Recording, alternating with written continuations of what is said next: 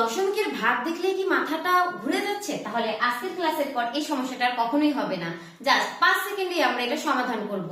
প্রথমে আমাদের দেখতে হবে দশমিকের উপরে এবং নিচে কত দশমিকের পর কয় ঘর আছে। এখানে দশমিকের পর 3 ঘর আছে, এখানে দশমিকের পর 2 ঘর আছে। প্রথমে আমাদের উপরে এবং নিচে সমান করতে হবে। তো উপরে আছে 3 ঘর, নিচেও আমরা 3 ঘর বানালাম, এখানে 3 এর পর আরেকটা 0 দিয়ে।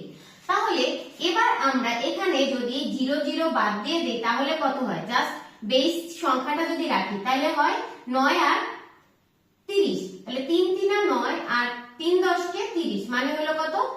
3/10। নিচে 10 মানে এক ঘর পর দশমিক, তাহলে 0.3। এটাকে যদি আমরা কাটাকাটি করি সেক্ষেত্রে আমাদের 0.3 হয়। কাটাকাটি বাদ দেই, জাস্ট কয়েক সেকেন্ডের ভিতর আমরা এভাবে জিনিসটাকে বের করতে পারি। এটা কিন্তু রাফে, আর জাস্ট উত্তরটা হচ্ছে 0.3। এবার একইভাবে যদি আমরা 0.04 আর 0.002 কে করি তাহলে অ্যান্সার কত আসবে এই নিয়মে সেটা আমাদের কমেন্ট বক্সে কমেন্ট করে জানাবেন। আশা করি সিস্টেমটা আপনারা বুঝতে পেরেছেন। প্রথমে হচ্ছে গিয়ে মান সমান, দশমিকের পরে সংখ্যাগুলোকে সমান করা, সেই সংখ্যাগুলোকে সমান করার পর বেস সংখ্যার বামে যা থাকবে সেগুলোকে বাদ দিয়ে একটা ভগ্নাংশ আকার নিয়ে আসা, তারপর ওইটাকে 10 যেহেতু আসছে তার মানে এটাকে আমাদের এত ঘর পর দশমিক বসবে সেটা আমরা বুঝলাম। মানে এক ঘর পর, এখানে 2টা শূন্য থাকলে 2 ঘর পর দশমিক হইতো, তাহলে এখানে উত্তর হতো 0.3, কিন্তু আমাদের এখানে 10 বসছে তাই আমাদের 0.03 এর বদলে 0.3 আসছে।